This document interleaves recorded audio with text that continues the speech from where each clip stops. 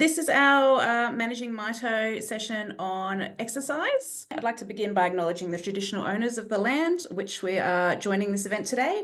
I am on the land of the Gadigal people of the Eora Nation, and I pay my respects to elders past and present. I'd also like to acknowledge the traditional owners of the various lands of which you're all located today, and any Aboriginal or Torres Strait Islander people who are joining in our event today. I would also like to acknowledge people with a lived and living experience of Mito and those who love and care for them. Each person's journey is unique and a valued contribution to our commitment to end the suffering from Mito. We respect and value your generous contributions, which assist us to continuously shape the work that we do. Okay. So I'd just like to introduce myself. My name is Rebecca and I work with the Mito Foundation in the policy and advocacy team. My role is the senior project officer. I'm also joined today by Kiralee from our support services team. She's in the background doing all the technical stuff that I absolutely cannot do. Okay, so today's session is on exercise and Mito. Again, just a quick disclaimer, the information shared in this session today is for general purposes, not a personalised service. I know that everybody with Mito will be experiencing different symptoms and have different, be impacted differently by exercise. So I just want to reiterate that this is general information only. We recommend if you have specific questions about your specific case, then speak to a health professional. So exercise and Mito, this is something that has come up so many times for us over the years. So we thought we would do a dedicated session today. As we know, exercise really does help improve fitness and energy levels. It helps make it easier to do daily tasks. We know it increases strength and improves coordination and balance, as well as flexibility, which all of this helps against the risks of falls and injuries. And we know exercise does also help improve your mood, your mental health, and improves your confidence with physical activity. So we're very lucky today that we have our guest speaker, who is Jeremy Horn. He has worked as a clinical physiotherapist for the past 24 years. He has extensive experience in rehabilitation as the manager of the largest day rehabilitation unit in New South Wales at Calvary Healthcare in Kogarah. Jeremy has developed the Parkinson's Disease Wellbeing Program and has published 3 papers and has also established 2 community Parkinson's disease exercise groups. Currently, Jeremy is undertaking a 12-month research fellowship at Neuroscience Research Australia, otherwise known as Neura. This was funded by Mito Foundation as part of our clinical fellowship program. And Jeremy's working underneath Professor Carolyn Sue, who many of you will know as a leader in Mito here in Australia and actually worldwide. Jeremy's project is investigating the feasibility of a technology-supported, structured home exercise program for people with Mito. We're very fortunate to have him here today to share his insights on Mito and exercise. So please join me in welcoming Jeremy Horton. So Jeremy, it was really interesting to me that you've moved from Parkinson's to Mito, to enter the world of Mito. You've now been working with the Mito community for almost a year. Would you be able to share with me a little bit about what you have learned in that last year about people with Mito and about Mito in general? You're having me today, and thanks to the Mito Foundation too for the last nearly 12 months now that I've been doing this. It's been a great experience. So having worked with the Mito team here, I mean, it's found out it's a very complex condition, obviously. In my own practice, I can only remember seeing 2 people with Mito over the 24 plus years I've worked as a physio. So it's been good to see someone every day and get a good idea of how varied the condition is. No 2 people with Mito are the same, which is similar to Parkinson's disease in many ways. Everyone has their own little variations. And with exercise, everyone's different in how they react, how their body reacts, and they all need a very individualized program. So it's not something you can just sort of use a one-size-fits-all approach. It's you need a detailed assessment to find out what the exact problems are, and then work want to try and improve whatever their specific deficits are. But it's yeah, it's been a good 12 months, and hopefully, yeah, we can continue to build on the work I've done this year. And once I get my paper, hopefully published sometime this year, whether it's in the coming months, I don't know, it just takes a while. Once it's all finished, then yeah, we can use that to build on maybe more research and looking at exercise in people with Mito here in Australia. Right, yeah. I know you mentioned that your paper is in the final processes at the moment. Would you be able to give us a little sneak peek, spoiler of any major insights that have come out of your paper? So with my study, we're looking at yeah, how feasible it was to use digital health technology, because the majority of our patients we see here at Neura are from outside of Sydney, so they've got to travel a long way. So normally as a physio, I'd see a patient a couple of times a week to do therapy and adjust their programs, but yeah, it's just not possible when people live so far away. So I thought using technology remotely might help us find a way that it works. And part of, as a physio, we like to know, have some objective measures. So we thought, using a watch to monitor people's activity levels, monitor how many steps a day they're taking, how they're sleeping, how their resting heart rate, max heart rate, all those things are reacting to exercise. So I was able to collect all that data. And then we've given them an exercise program and just tried to see how using the technology and the video exercise apps, how patients manage that and whether it was feasible in most cases. We've done all that study this year, and certainly using the watch is good. It's been given us a lot of good information about patients. Using the exercise app was also good, and majority of patients liked using that. I mean, as with everything, not everyone likes. So we had 10 patients in our study, and one patient wasn't too keen on using a watch. They just found it made them a bit anxious. And with the exercise app, some patients who weren't particularly technically savvy preferred just to use a hard copy exercise program that I'd given them as well. So they had a few options. They could use hard copy or just use the app. We preferred the app to be used, but always got to have a backup in case people couldn't do it that way. But certainly, yeah, the remote monitoring is great. And I've already started a few other patients that I've seen here in the clinic that live interstate, and I've even got one patient overseas that are monitoring using the watch. So that's been good. Other insights, I think motivation is a big problem I mean, it's in everyone with exercise. It's always hard, but when your energy levels are low and you feel fatigued all the time, it's difficult. And people need a lot of support and encouragement to stay positive, and need to know that exercise will help and things will improve. But with mitochondrial disease, it's going to be a lot slower than someone who doesn't have mito, because energy is needed to build our muscle tissue, our blood vessel. You need the energy to do it. And when your body's only producing so much energy to keep you basically functioning, and there's not a lot of excess to build up quickly. So improvements in fitness tend to be a bit slower in people with mito. So our study was only over 8 weeks, so we didn't see huge changes in some of the outcome measures, but most people improved a little bit. So that was a good insight. Other thing we found, most exercises were, when they did exercise, it was performed at quite low intensity, so they tended not to push themselves. Some of the patients did have a bit of a fear of exercise, and that they didn't want to push themselves because of what they'd experienced in the past, whether they've been pushed too hard in an exercise class or whether they've read stuff online.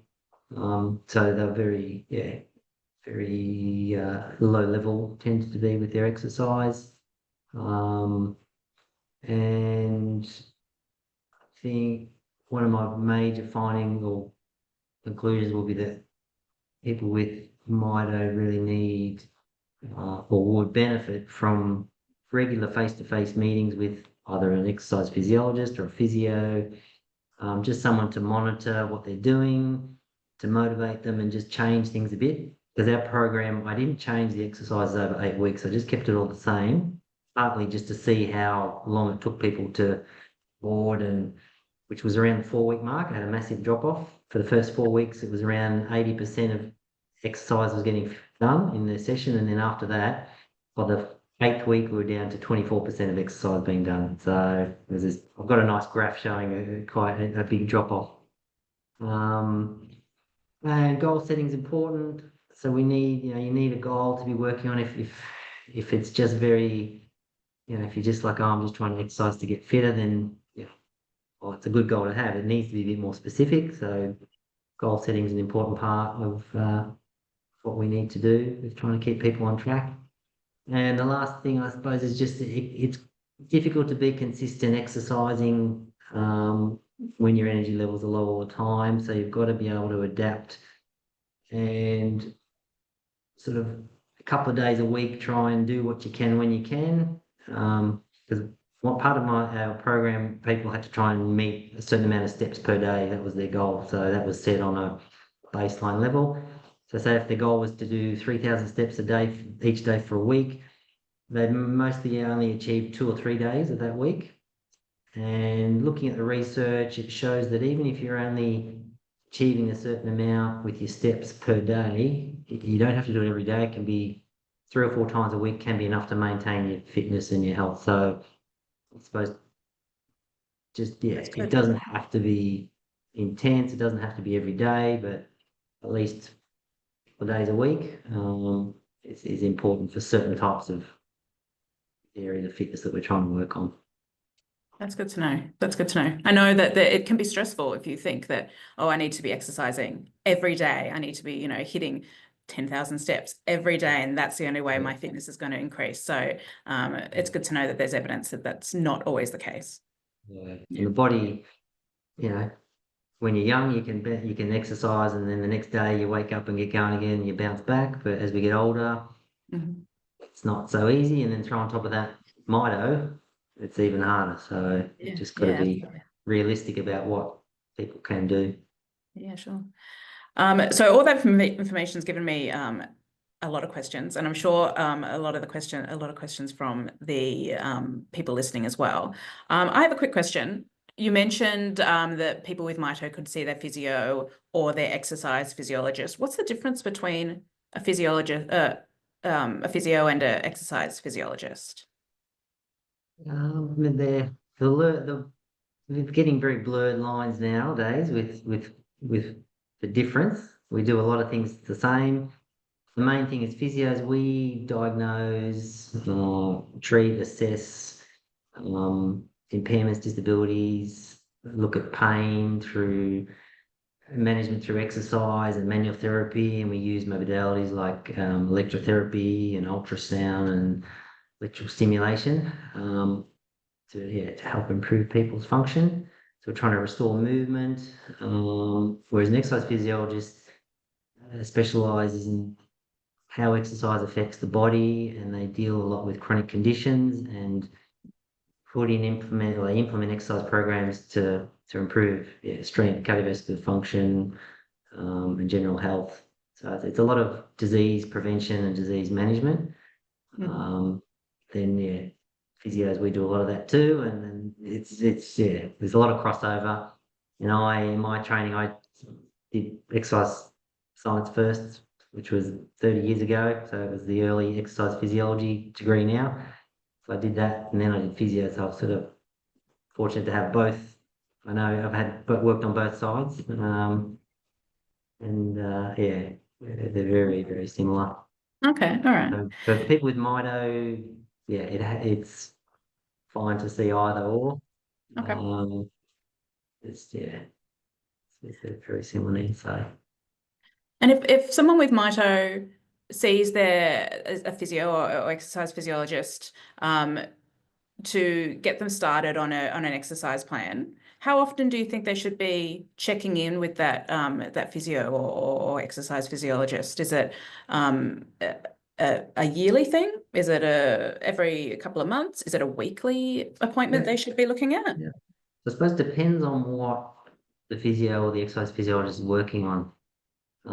So initially you go and see them, they do an assessment and work out, okay, these are the areas you need to work on.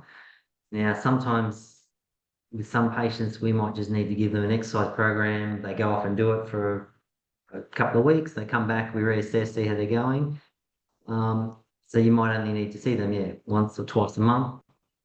Other people might need exercises and a bit more closer attention where, especially with Mito, I find that when we give someone an exercise program, you want to see pretty soon after them starting it how they're managing.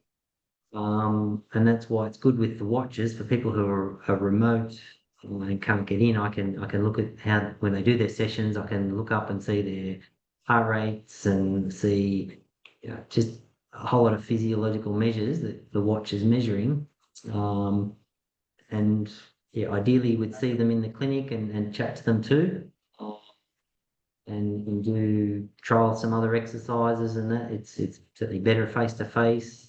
And another thing with my study, I did find that when you talk to someone on the phone about what they've been doing, when I saw the patient, the patients tell me one thing when they're exercising on the project.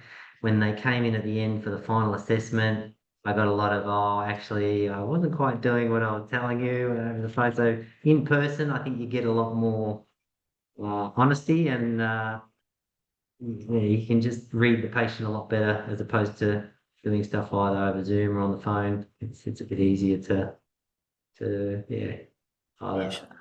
over embellish or under embellish what you've been doing. So yeah, it depends. And the other thing is cost too. It's like it's not cheap. If you're on the NDIS, then you can get regular therapy sessions. And some of my patients that were doing my project were actually having an exercise physiologist see them once a week while they're doing the project. So they do their exercise session with the exercise physiologist. So it just helped keep them a bit more motivated and on track and make sure they're doing things right. So yeah, so it's a very, at minimum, it'd be good to see a physio once or an exercise physiologist once a year to get tested just to see where you're at baseline wise. But then, yeah, if you're having troubles with anything specific, you might need to see them, even a couple of times a week for a month or two, and then after that, just less and less. Yeah. Well, had some questions about types of exercise for people with Mito. And I just had a question. I've seen when I've been looking at our resources and information about exercise for people with Mito, mentions of physical activity alongside mentions of exercise. Is there a difference between physical activity that you're doing on the daily and exercise? Yeah, so they're both related concepts. But some main differences, physical activity is just any activity that requires movement and energy expenditure.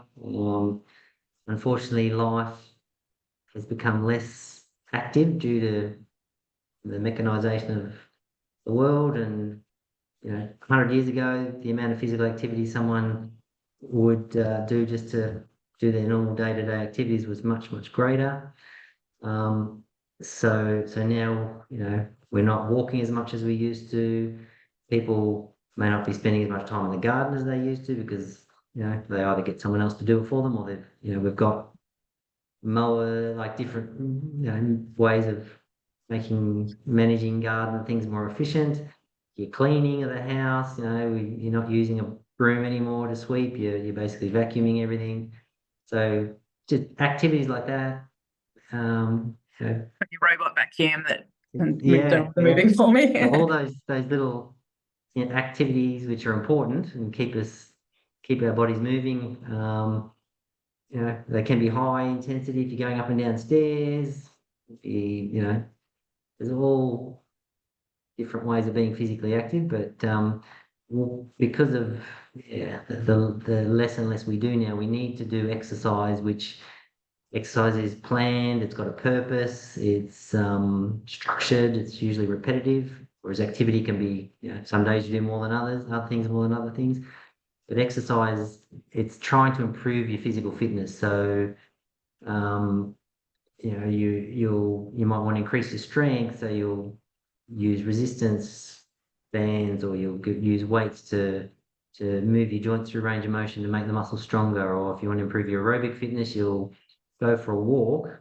And a walk can be both activity and exercise, but the difference is if you're going for a walk and you're going to go, say, I'm going to go for half an hour and I'm going to try and keep my heart rate at 120 beats a minute, going to get my speed up, and I'm not going to try and stop. Whereas if you're walking to the shop to buy the newspaper, you might stop and have a chat to your neighbour, and the intensity is a lot lower and the purpose is very different. So yeah, while both are important, unfortunately due to the way life has changed, we schedule more exercise into a day. And even myself, my normal day when I work at the hospital Calvary, I'm on my feet all day. I'm running exercise classes with patients. I'm doing things now. When I'm come here to do the research, and I'm seeing patients differently, I'm not doing classes. I'm just seeing patients one-on-one. So I'm sitting a lot, talking. So my activity levels have reduced. So outside of work, had to increase my exercise uh, just to try and combat the lack of activity that I'm doing here at work. So it's it's Yeah. important. Both are important, but if you can, it's good to schedule in regular exercise. I've had a couple of questions come in about the types of exercise, and you touched on it a little bit there. We've had a couple of people asking about the difference between and the importance of cardio versus strength for somebody with Mito. So would you, in terms of strength exercises, is that something that is important for people with Mito as opposed to cardio, or do you think that it's incorporating the two is really what's needed? Definitely incorporating the two. You need both. As we get older, naturally we're losing muscle strength. We're losing, we're not producing the proteins, the hormones that are needed to maintain muscle from about the age. Once we get to about 30, we're sort of on a bit of a downward spiral, just even without mitochondrial disease. So to try and stop that loss of muscle tissue, you need to stimulate the muscles. So doing regular strengthening exercise is important for everyone, no matter what condition you've got. And again, it sort of goes back to that physical activity, because we're not as active as we used to be, especially if you're still working and you've got a job where you're sitting all day, you're not physically active, you're not using your arms and your legs just as much, then you need to find ways to strengthen them by going to the gym or doing stuff at home. So yeah, strengthening is very important.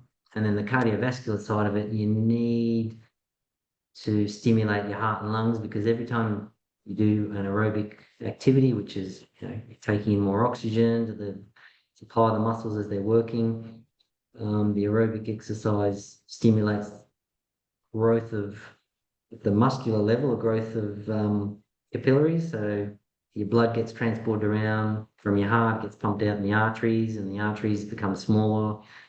Little things called arterioles, and arterioles, that once they get closer to the muscle, they become capillaries. And through exercise, when we stimulate our body, we stimulate production of more of these blood vessels, which then supply more fuel to the muscles. So someone who exercises like a cyclist or a runner, their muscles are going to have massive amount of capillaries to supply all the fuel to burn the energy that they need. Whereas someone who doesn't exercise much, they're not stimulating the growth of as many capillaries, so then the muscles aren't going to be getting as much fuel, and hence they're not going to have the same energy output. So we need to do a bit, and all the research shows longevity, it's aerobic exercise is important for your longevity, But strengthening exercise is important for the quality. So while aerobic exercise increases the length of your life, the strength training increases the quality. So you need both. So they're both as important as each other. That's a good It's way. just that the only thing is the strength is a bit harder to do. Aerobic exercise is easy to get out and go for a walk and ride your bike or just do it. Whereas strength training, it's a bit boring. It's not as exciting. But you just got to have the mentality. You just got to do it. It's going to help. That 30 minutes, a couple of times a week, you do it. That's going to help how you feel for the rest of your day and your weeks. So it's a good investment in your time. Okay, I think that that's made things pretty clear to me. I like that the difference there, how you've laid it out between the strength and the aerobic fitness. That's going to stick with me. Somebody else has asked, how do you know how much to push yourself with exercise? How do I find the balance between doing as much as possible without doing too much and writing my muscles off for days? So I know that that's come through quite a bit when we've talked to people. There's that fine line between really going for your 30 minutes of exercise and then not being able to get out of bed for the rest of the week. Obviously, that's not ideal. So where do you know when to push and when to not?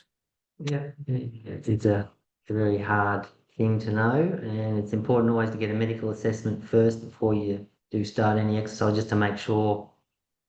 Especially with Mito, a lot of people do have cardiac problems, so you need to make sure the heart's up to it. So once you're cleared medically, then it's a combination of close monitoring. So with my study, I use the watch to monitor people's heart rate reactions, and the watch is also measuring respiratory rate and oxygen levels and a whole range of things. So it's good to have some objective measure like that. Then if you don't have access to something like a smartwatch, then just looking at your breathing. Breathing's a great way of knowing how your body's wanting more oxygen to try and cope with the extra energy that you need for the demand of what you're doing. So trying to be aware of your responses to exercise, and then just trial and error.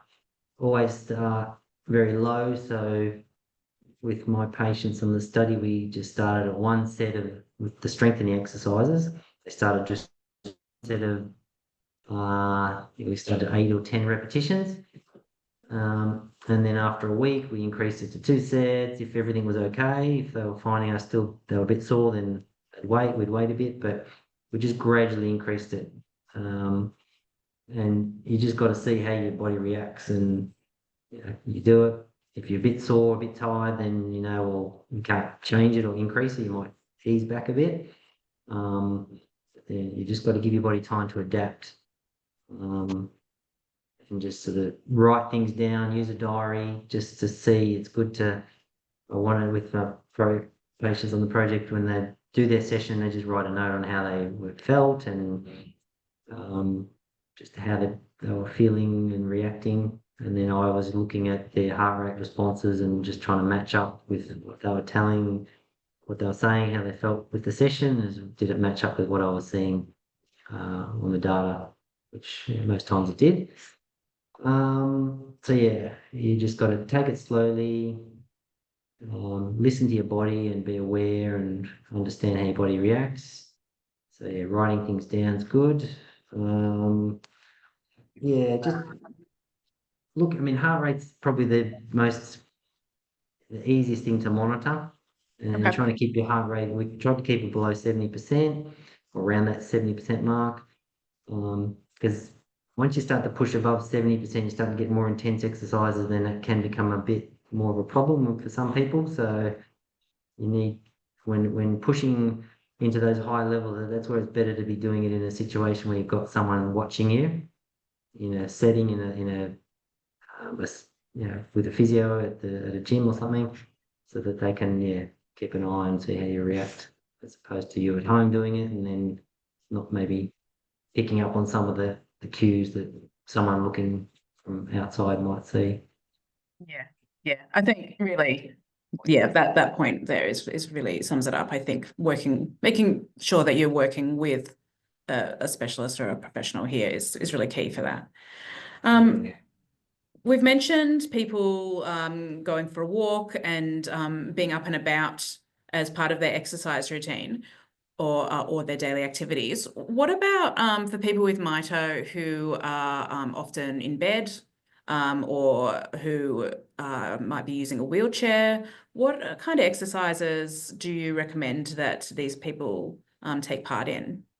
Um, so, I mean, if you're in a wheelchair, I mean, you can still plenty of things you can do. Hmm. Obviously, with someone in a wheelchair, um, you need good upper limb strength. So, you want to be working on arm strength. So whether you're sitting in the chair using elastic bands or using hand weights. Like if you're in your wheelchair, then it's good to if you can take the arm rests off at the side, so you've got a bit more range of motion, so that you can move your arms around and be able to you know, lift some weights. It's certainly good. Or you can use arm cranks for your arms, which are like a little foot pedal that you can sit Yeah. up on the table and crank it around to get your heart rate up and work your aerobic fitness. Um, and you can use the foot pedals for your feet.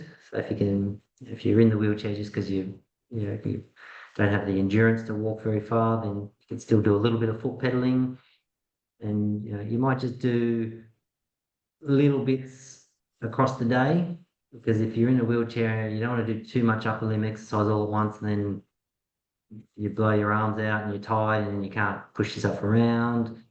Um, we like with people who are really severely affected, we like them to do what we call exercise snacks, where you just do a little burst of exercise, might only be a minute or two, and then you might do that regularly over the day. So it might be you might just do some arm exercise for a couple of repetitions, 10 or 20 repetitions, and then have a rest. And an hour or so later, do another little burst. An hour or so later, do another burst, but just spread it out so that you're not overly doing it and fatiguing too much.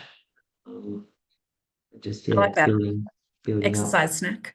Yeah, exercise snacks they've done research on it, and they've shown that it can be just as effective as doing a whole 30 or 45-minute exercise session. So I think for Mito, certain types of Mito and at certain levels, it is a good way of exercising, and it also makes you feel you're not feeling burdened by the fact that I've got to do an exercise half hour, I've got to do 45 minutes of exercise today. You just do what you can when you can, but spread it out across the day, and it's Yeah. much easier, and you don't need much equipment to do it when you're doing it like that. Mhm. You can just make do with your body weight and with some bands or even some very light weights that will just help. Anything is better than nothing at the end of the day, basically. But yeah, when you're in a wheelchair, it can get tricky, but certainly you can do stuff lying down in the bed. Sure. Yep. Um, can either way, but I suppose the main thing is just to short bursts and just be consistent. Again, this is where a physio or exercise physiologist is vital, right? Because they will be able to help you with exercises for your personal circumstance. Yeah, Yeah. yeah. What Indeed, about just hydrotherapy? A lot of people with Mito have mentioned to me that that's something that they are either taking part in or are interested in, and I don't know much about it. Is that something that you've come across at all? yeah. Well, hydro is I've worked in hydro for the last nearly 20 years. Yep. So Yep. I deal a lot with hydrotherapy. Now, it depends on the person, because some people with Mito can't tolerate high temperatures very well. So in a proper hydrotherapy pool, the temperature is 33 to 34 degrees, which is thermoneutral, so it's the same temperature as our skin, which means when you're exercising in the water in your muscles, when we exercise, muscles produce heat, and then they dissipate that heat through the skin. Now, when you've got the same temperature on the outside as inside, that heat's not getting dissipated, so it's building up, and they quickly overheat. So if someone with Mito is going to use a pool, then it's good to use a cooler pool. So, most of your outdoor pools are around 25, 26 degrees, which is a lot cooler. So you could certainly do your exercise in a much cooler pool if overheating is a problem.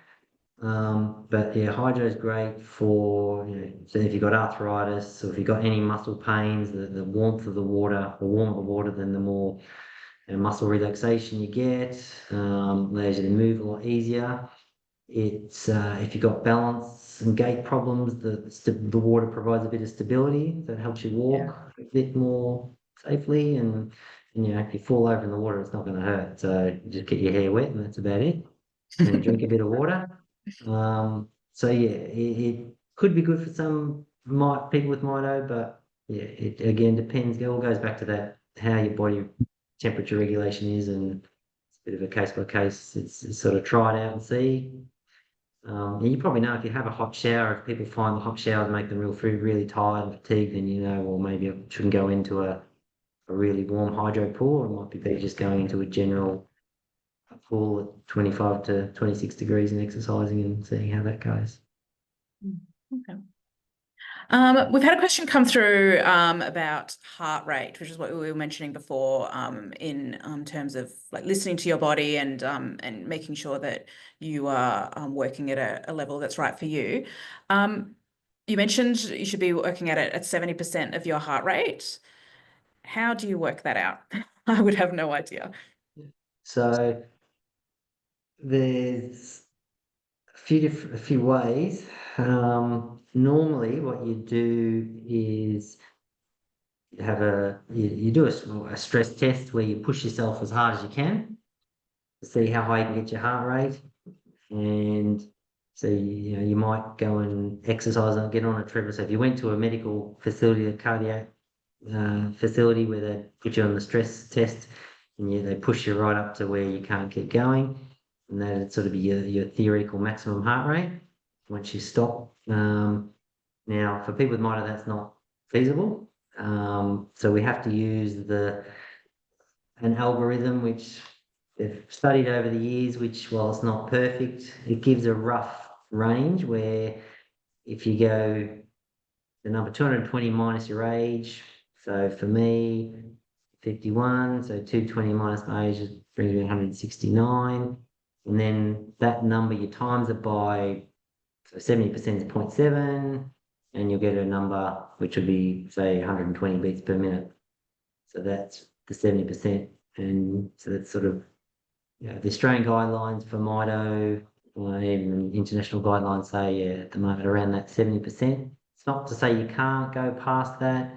It's just that in the early stages, if you're starting exercise and your fitness isn't great, then always try and keep it under 70%. As you get fitter and stronger, and if your body's coping, then you can push a little bit more, but it needs to be supervised and carefully monitored. Because the higher the intensity that you work out at, then the more, generally, the more fitness improvements you're going to see with your cardiovascular system.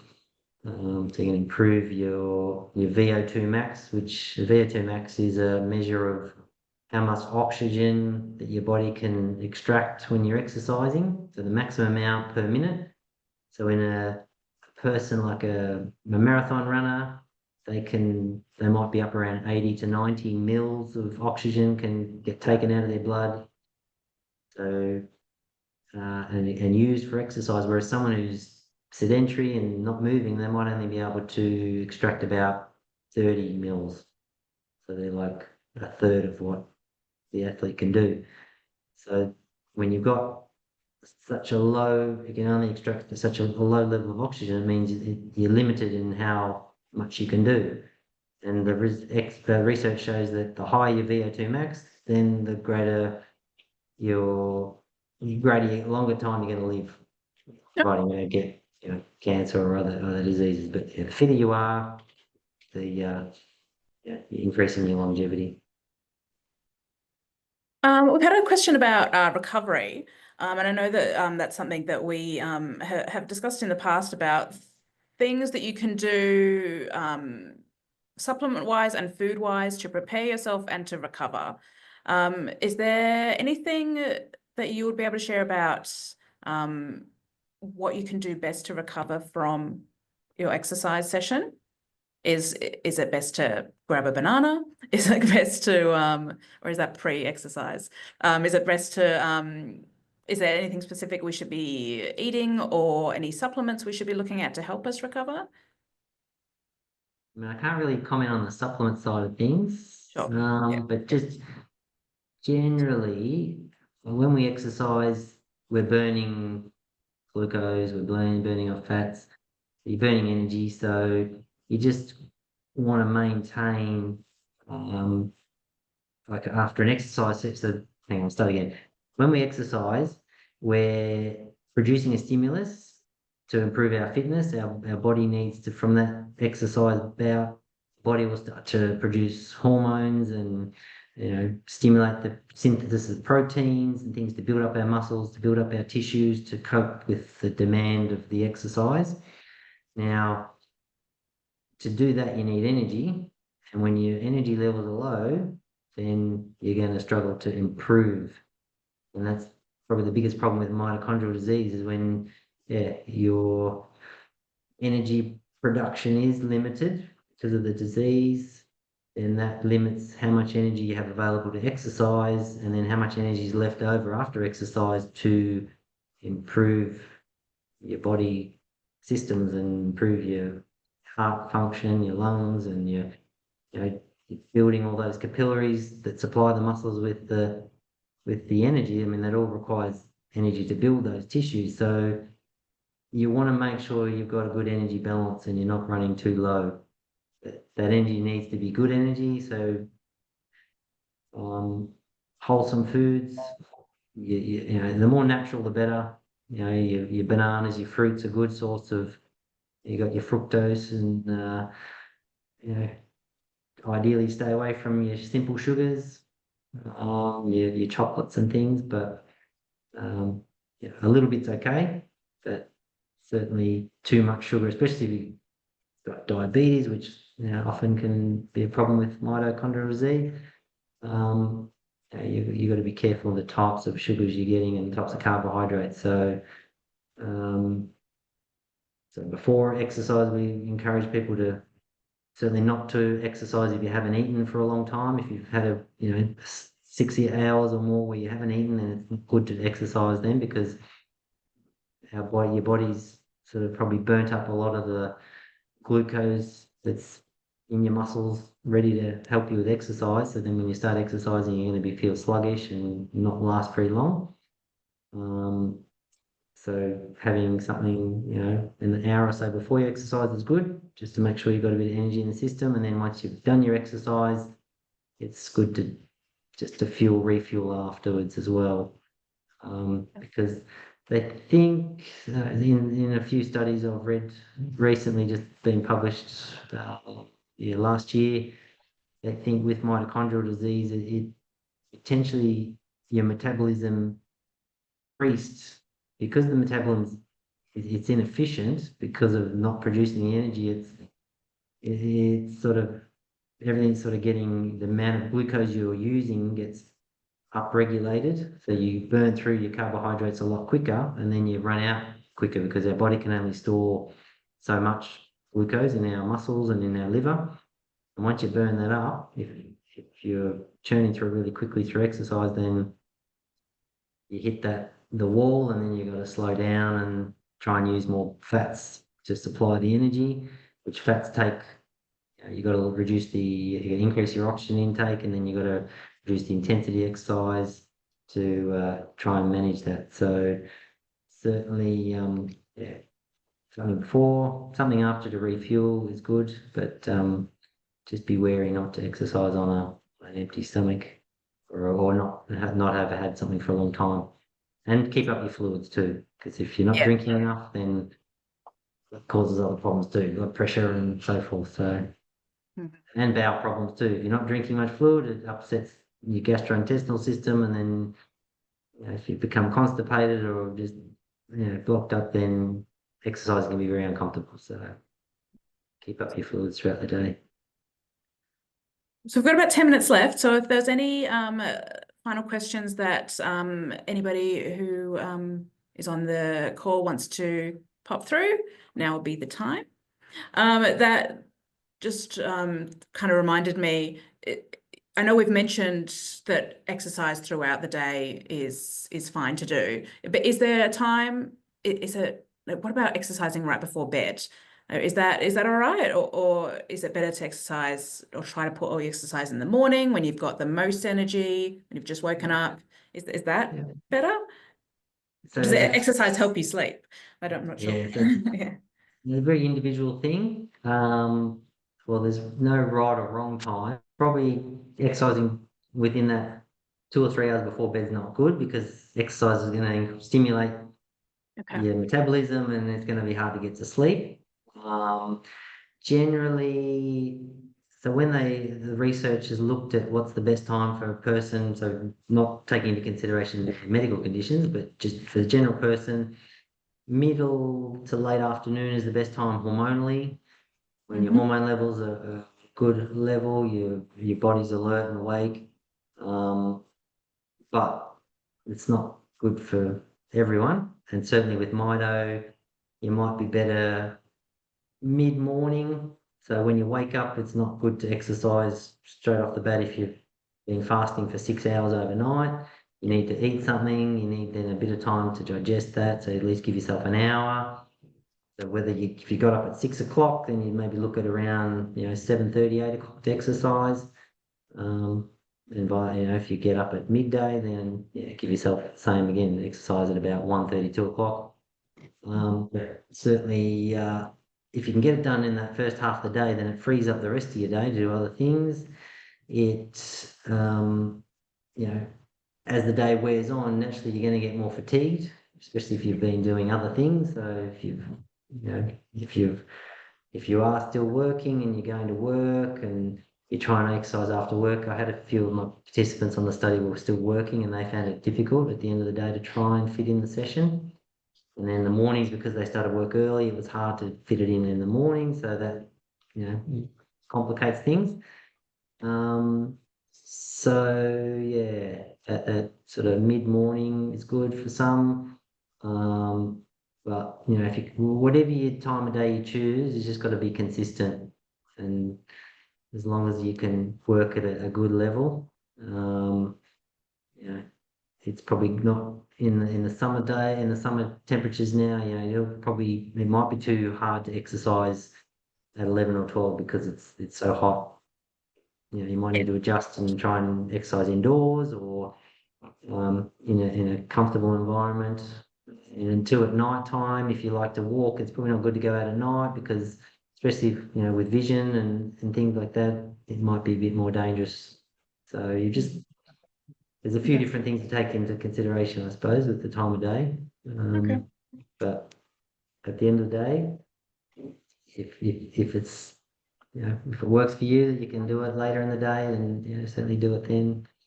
But just got to make sure you can get good sleep, you get plenty of rest, and you're eating well. It's sort of the keys. Great. Okay. And still having time for socializing and doing those other things too. So many things in a day to squeeze in. Yeah. Yeah, that's Yeah. All right. Well, we might wrap it up there. I'm just going to bring my slides up before we wrap up. if I could say one thing just to wrap up from my point of view, as far as exercise, it'd be for people just to take it one day at a time and just, Mito is very unpredictable. So you've just got to try and be resilient and do what you can when you can. and just keep remembering that at the end of the day, being inactive and not doing anything is what's going to have a greater impact on your life.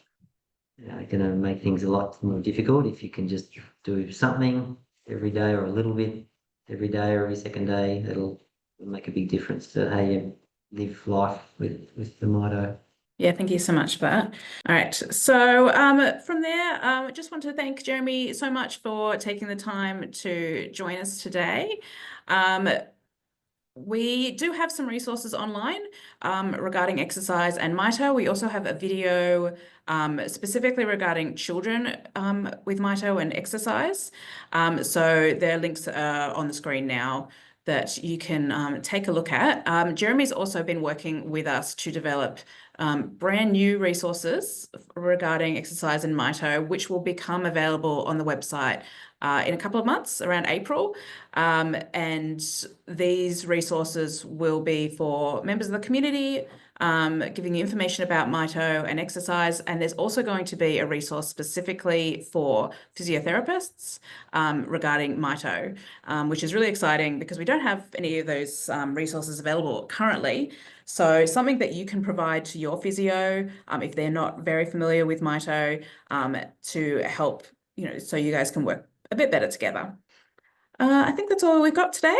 Thank you so much for everybody for joining us. Thank you so much, Jeremy. Really appreciate your time. We thank you so much for everything that you're doing for the Mito community. It's really invaluable.